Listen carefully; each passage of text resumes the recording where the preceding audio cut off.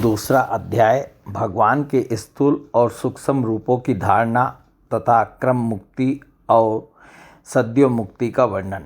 श्री सुखदेव जी कहते हैं, सृष्टि के प्रारंभ में ब्रह्मा जी ने इसी धारणा के द्वारा प्रसन्न हुए भगवान से वह सृष्टि विषयक स्मृति प्राप्त की थी जो पहले प्रलय काल में विलुप्त हो गई थी। इससे उनकी दृष्टि अमोघ और बुद्धि निश्चयात्मिका हो गई। तब उन्होंने इस जगत को वैसे ही रचा जैसे कि यह प्रलय के पहले था। वेदों की वर्णन शैली ही इस प्रकार की है कि लोगों की बुद्धि स्वर्ग आदि निरर्थक नामों के फेर में फंस जाती है। जीव वहाँ सुख की वासना से स्वप्न सा देखता हुआ भटकने लगता है, किंतु उन मायामय लोकों में कहीं भी उसे सच्चे सुख की प्राप्ति नहीं होती। इसलिए विद्वान पुरुष को चाहिए कि वह विविध नाम वाले पदार्थों से उतना ही व्यवहार करे जितना प्रयोजनीय हो।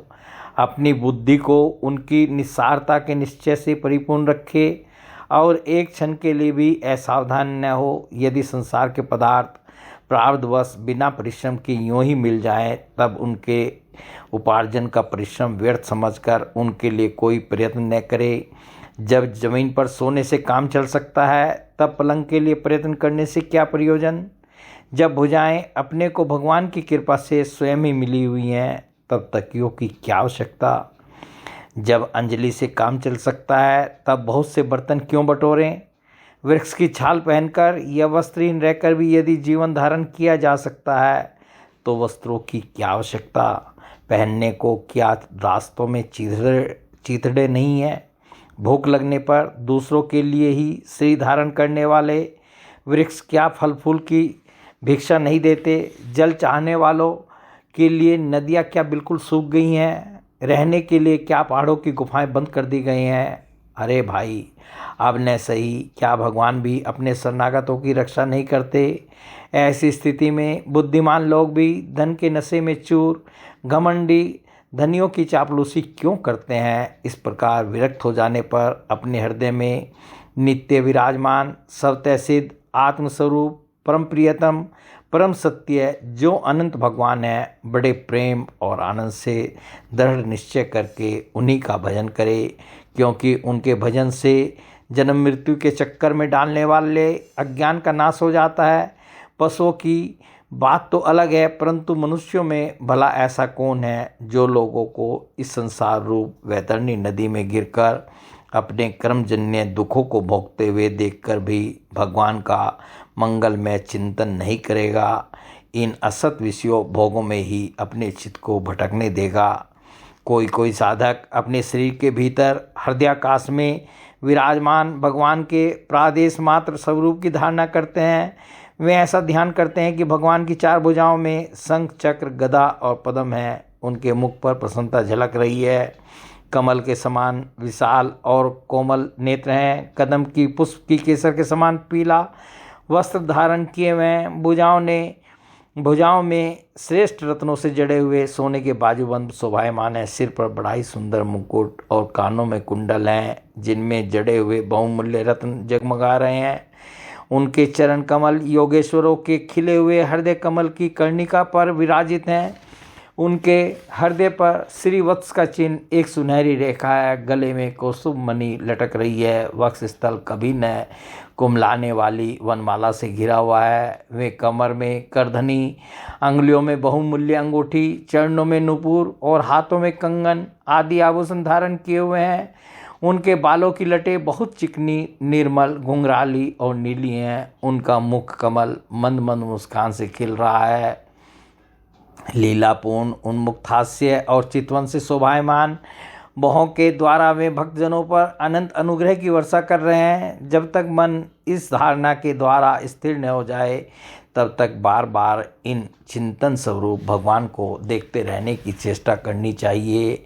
भगवान के चरण कमलों से लेकर उनके मुस्कान युक्त मुख कमल पर्यंत समस्त अंगों की एक एक करके बुद्धि के द्वारा धारणा करनी चाहिए। जैसे जैसे बुद्धि शुद्ध होती जाएगी, वैसे वैसे चित्त स्थिर होता जाएगा। जब एक अंग का ध्यान ठीक ठीक होने लगे तब उसे छोड़कर दूसरे अंग का ध्यान करना चाहिए। ये विश्वेश्वर भगवान दृश्य नहीं दृष्टा हैं, सगुण निर्गुण सब कुछ इन्हीं का स्वरूप है। जब तक इनमें अनन्य प्रेम में भक्ति योग न हो जाए तब तक साधक को नित्य नैमित्तिक कर्मों के बाद एकाग्रता से भगवान के उपयुक्त स्थूल रूप का ही चिंतन करना चाहिए। परीक्षित, जब योगी पुरुष इस मनुष्य लोक को छोड़ना चाहे तब देश और काल में मन को न लगाए, सुखपूर्वक स्थिर आसन से बैठकर प्राणों को जीतकर मन से इंद्रियों का संयम करे। तदनंतर अपनी निर्मल बुद्धि से मन को नियमित करके मन के साथ बुद्धि को क्षेत्रज्ञ में और क्षेत्रज्ञ को अंतरात्मा में लीन कर दे। फिर अंतरात्मा को परमात्मा में लीन करके धीर पुरुष उस परम शांति में अवस्था में स्थित हो जाए। फिर उसके लिए कोई कर्तव्य शेष नहीं रहता। इस अवस्था में सतगुण भी नहीं है। फिर रजोगुण और तमोगुण की तो बात ही क्या है। अहंकार, महत्ता और प्रकृति का भी वहाँ अस्तित्व नहीं है। उस स्थिति में जब देवताओं के नियामक काल की भी दाल नहीं गलती तब देवता और उनके अधीन रहने वाले प्राणी तो रह ही कैसे सकते हैं। योगी लोग यह नहीं इस प्रकार परमात्मा से भिन्न पदार्थों का त्याग करना चाहते हैं और शरीर तथा उसके संबंधी पदार्थों में आत्मबुद्धि का त्याग करके हृदय के द्वारा पद पद पर भगवान के जिस परम पूज्य स्वरूप का आलिंगन करते हुए अनन्य प्रेम से परिपूर्ण रहते हैं, वही भगवान विष्णु का परम पद है। इस विषय में समस्त शास्त्रों की सम्मति है। ज्ञान दृष्टि के बल से जिसके चित्त की वासना नष्ट हो गई है, उस ब्रह्मनिष्ठ योगी को इस प्रकार अपने शरीर का त्याग करना चाहिए। पहले एड़ी से अपनी गुदा को दबाकर स्थिर हो जाए और तब बिना घबराहट के प्राणवायु को 60 चक्र भेदन की रीति से ऊपर ले जाए। मनस्वी योगी को चाहिए कि नाभि चक्र मणिपूरक में स्थित वायु को हृदय चक्र अनाहत में वहाँ से उदान वायु के द्वारा वक्ष स्थल के ऊपर विशुद्ध चक्र में, फिर उस वायु को धीरे धीरे तालु मूल में विशुद्ध चक्र के अपर भाग में चढ़ा दे। तदंतर 2 आँख, 2 कान, 2 नासा छिद्र और मुख, इन 7 छिद्रों को रोककर उस तालु मूल में स्थित वायु को भौं के बीच आज्ञा चक्र में ले जाए। यदि किसी लोक में जाने की इच्छा न हो तो आधी घड़ी तक उस वायु को वहीं रोककर स्थिर लक्ष्य के साथ उसे सहस्रार में ले जाकर परमात्मा में स्थित हो जाए। इसके बाद ब्रह्मरंध्र का भेदन करके शरीर इंद्रिय आदि को छोड़ दे। परीक्षित, यदि योगी की इच्छा हो कि मैं ब्रह्मलोक में जाऊं, 8 सिद्धियां प्राप्त करके आकाशचारी सिद्धों के साथ विहार करूं अथवा त्रिगुण में ब्रह्मांड के किसी भी प्रदेश में विचरण करूं, तो उसे मन और इंद्रियों को साथ ही लेकर शरीर से निकलना चाहिए। योगियों का शरीर वायु की भांति सूक्ष्म होता है। उपासना, तपस्या, योग और ज्ञान का सेवन करने वाले योगियों को त्रिलोकी के बाहर और भीतर सर्वत्र स्वच्छंद रूप से विचरण करने का अधिकार होता है। केवल कर्मों के द्वारा इस प्रकार बेरोक टोक विचरना नहीं हो सकता। परीक्षित, योगी ज्योतिर्मय मार्ग सुषुम्ना के द्वारा जब ब्रह्मलोक के लिए प्रस्थान करता है तब पहले वह आकाश मार्ग से अग्निलोक में जाता है और वहाँ उसके बचे खुचे मल भी जल जाते हैं। इसके बाद वह वहाँ से ऊपर भगवान श्री हरि के शिशुमार नामक ज्योतिर्मय चक्र पर पहुँचता है।